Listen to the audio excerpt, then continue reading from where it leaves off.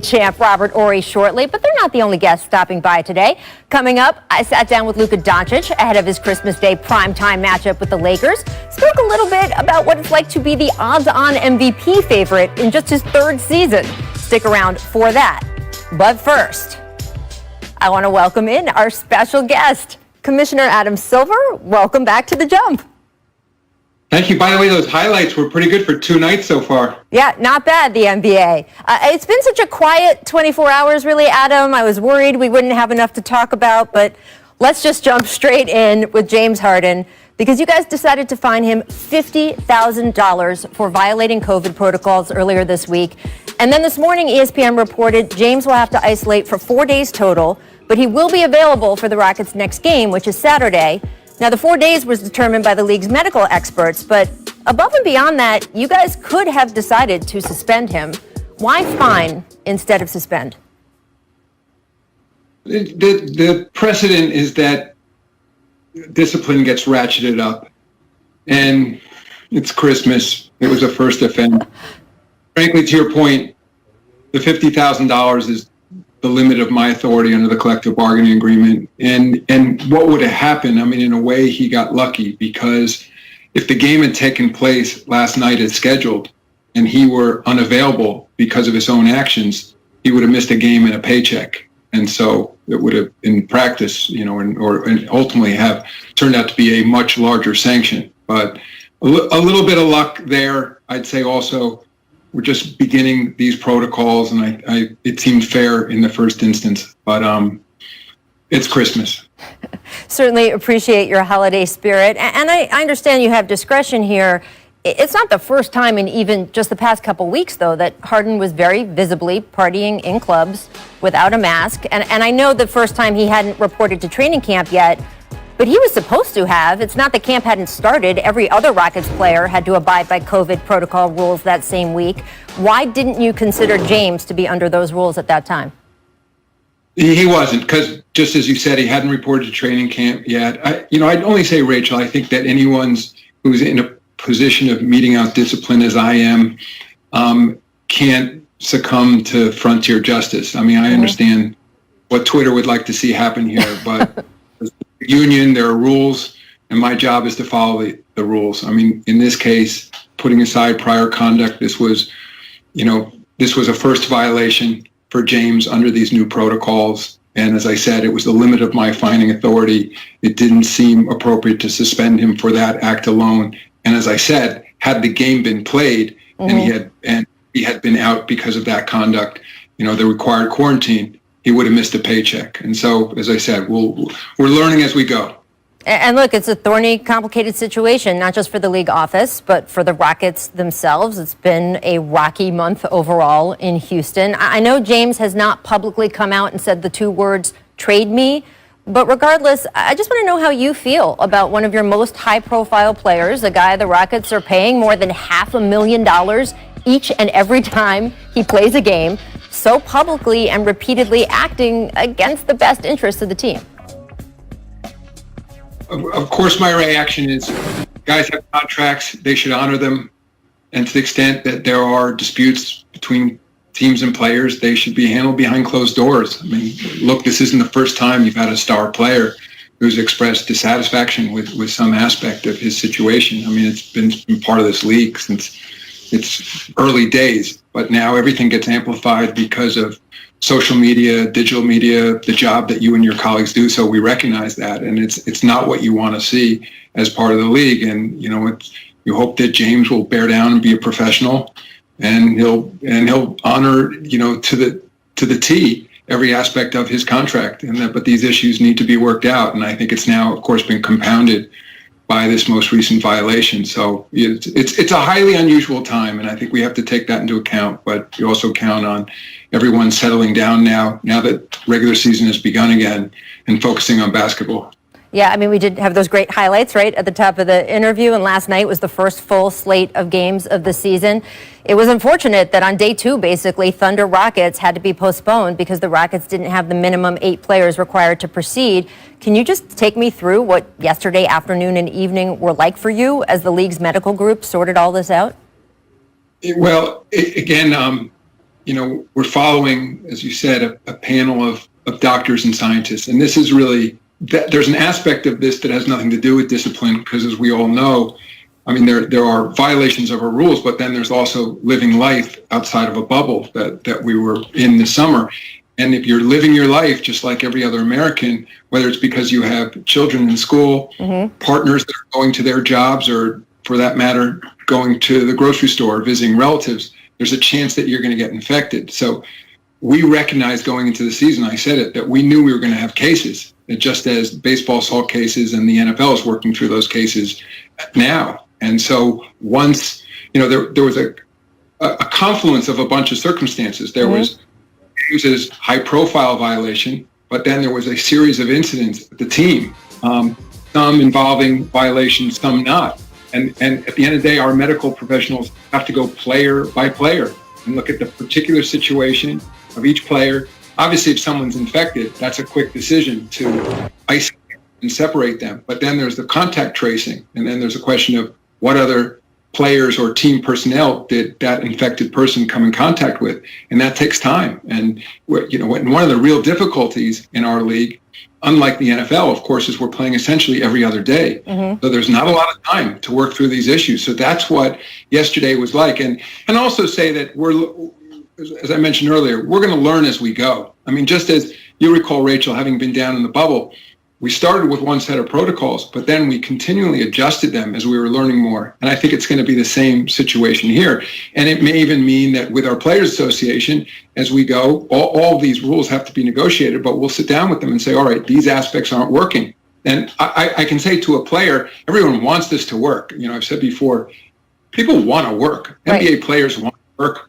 Everyone in our system, we account for tens of thousands of jobs. I mean, it's not just the players and the coaches.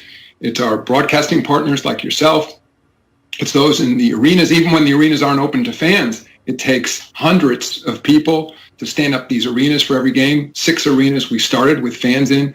So it's we're a huge industry, and we recognize that trying to operate in a pandemic is difficult. But we'll work through these issues in a way. I mean, you never would have liked to see what happened on the second day of the season, but there may be a bit of a silver lining, and that is it's really refocused everyone's attention. I think we were all so used to operating inside a bubble. I think there may have been, for a lot of the people involved, sort of just a sense of safety that can exist, and everyone has to recognize that.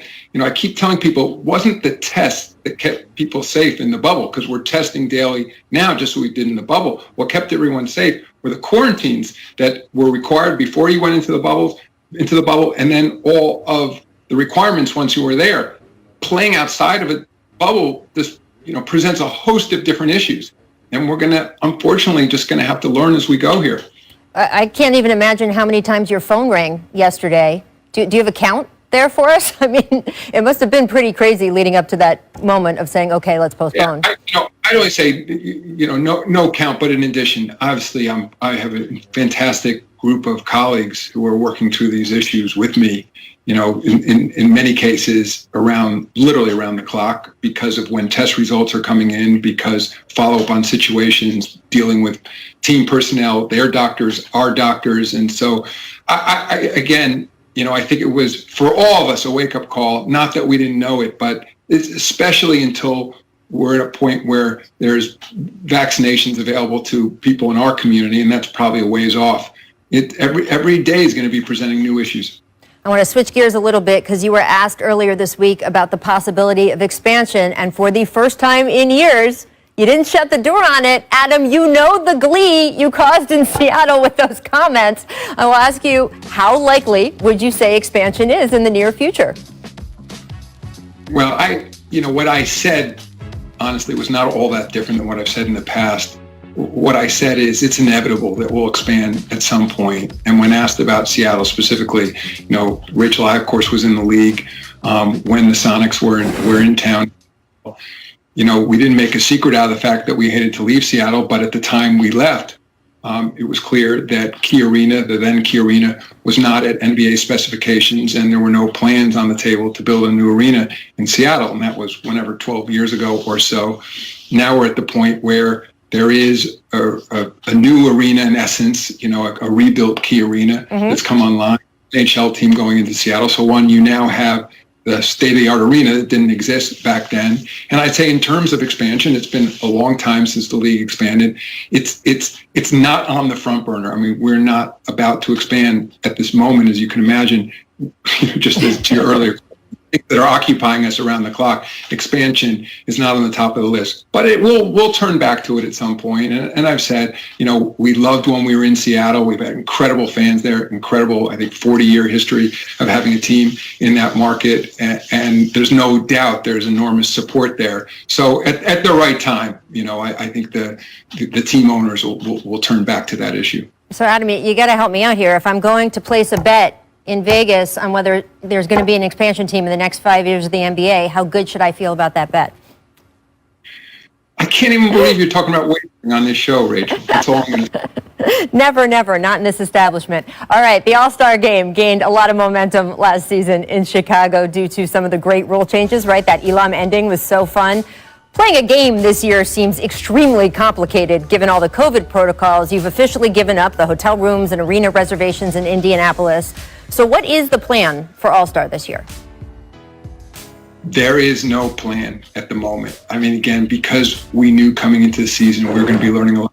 As you know, because we knew there might be some disruptions in the season, we split the schedule in two halves, which is something we've never done in our history before. So we have a schedule through early March when the natural break would come in our season, not the All-Star break that had previously been planned earlier in February. So as you said, we gave up those hotels and those dates in Indianapolis. So now we still have an opening potentially to play a game.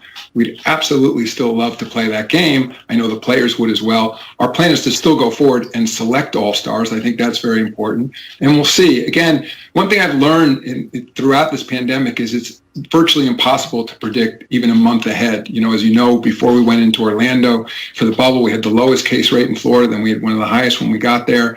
Now we're dealing with what seems like a new surge in cases, and that was not something we obviously knew at the point we planned to restart this week. And I think, fingers crossed on the vaccine, that is, as the vaccine gets rolled out and we start to see, societal adoption of the vaccine and the ability to bring more fans into buildings, presumably at the point that it's appropriate for players and coaching staffs to get vaccinated, that'll happen as well. And so it may open up possibilities by March that I can't even contemplate right now. So we're going to turn back to that, but right now we're just holding the dates.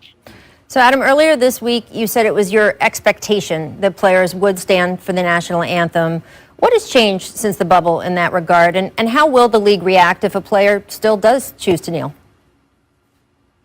What's changed since the bubble, of course, in Orlando, in a unified fashion, players, coaches, referees chose to take a knee for the national anthem. And throughout the preseason, we had one game in which players kneeled during the preseason. So far in the regular season, all the players have stood. And it's my expectation that players will stand for the national anthem. I mean, it's been part of the tradition of this league since the early 1980s.